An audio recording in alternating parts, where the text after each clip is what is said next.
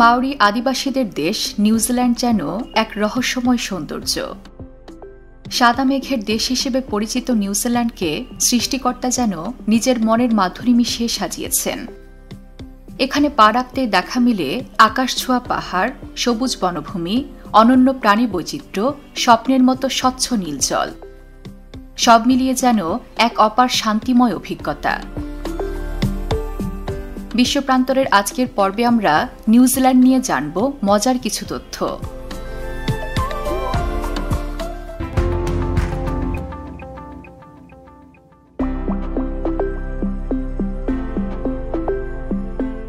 New Zealand আসলে একটি মহাদেশ।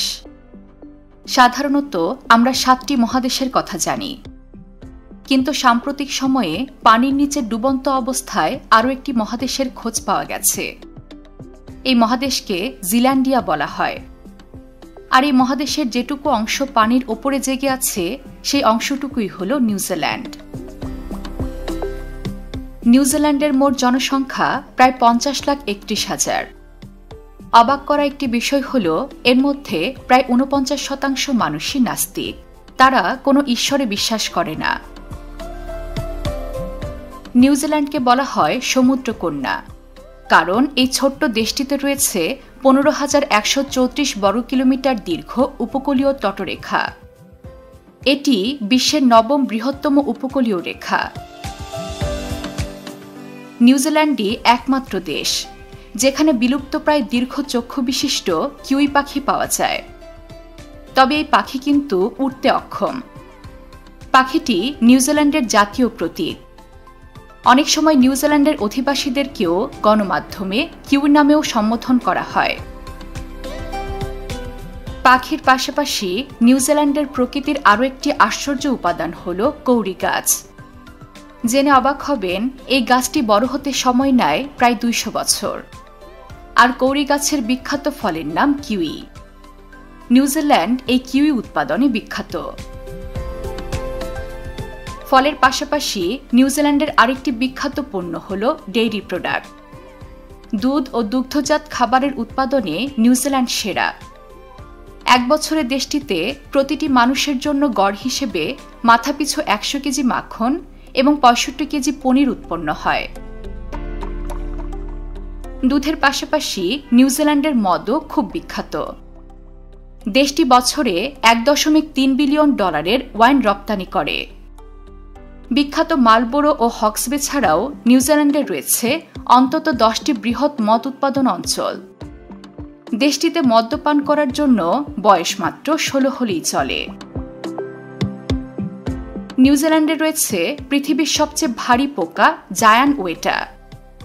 তবে এখানে যত প্রকারের প্রাণী আছে তার মধ্যে ক্যাটিপো স্পাইডার নামের মাকড়সাই একমাত্র প্রাণী যারা প্রচণ্ড বিষধর হয়ে থাকে।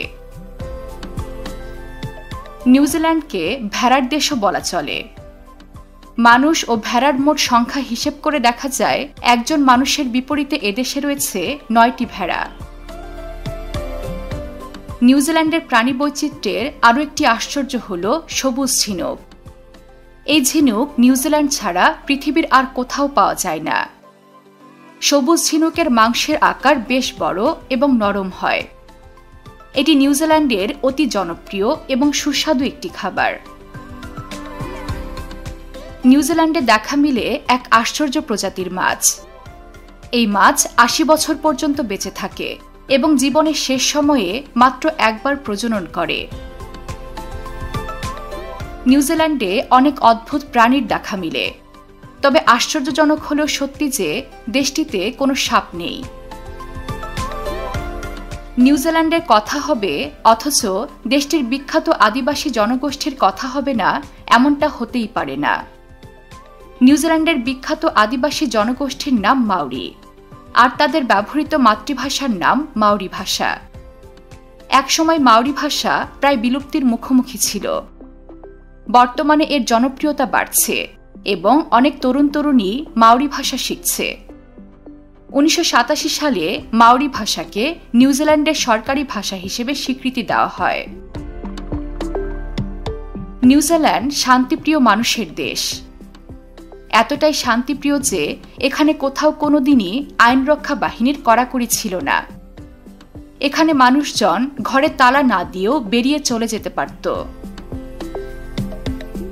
জেনে অবাক হবেন, নিউজিল্যান্ডই পৃথিবীর সর্বপ্রথম দেশ যারা নারীদের ভোটাধিকার নিশ্চিত করেছে। 1893 সাল থেকে দেশটি পুরুষদের পাশাপাশি নারীদেরও ভোটের অধিকার নিশ্চিত করে। মাউন্ট এভারেস্ট জয়কারী প্রথম ব্যক্তিটি হলেন নিউজিল্যান্ডের অধিবাসী। হ্যাঁ, স্যার এডমন্ডস হিলারি নিউজিল্যান্ডের বাসিন্দা। তিনি নেপালের তেনজিং নর্গের সাথে 1953 সালে এই রেকর্ডটি করেন। আশ্চর্য হলো সত্যি যে 2006 সালে অস্ট্রেলিয়ার এক ব্যক্তি নিউজিল্যান্ডকে বিখ্যাত ই-কমার্স সাইট ইবেতে নিলামে তোলেন। এই ছিল নিউজিল্যান্ড নিয়ে বিশ্বপ্রান্তরের আজকের পর্ব। এমন সব মজার মজার তথ্য পেতে সাবস্ক্রাইব করুন বিশ্বপ্রান্তরের ইউটিউব চ্যানেল। একই সাথে ফলো করুন আমাদের ফেসবুক পেজটিও। এছাড়াও বিশ্বের কৌতূহলী এবং বিস্ময়কর সব বিষয় নিয়ে বিস্তারিত পড়তে ভিজিট করুন আমাদের ওয়েবসাইট www.bishoprantorer.com।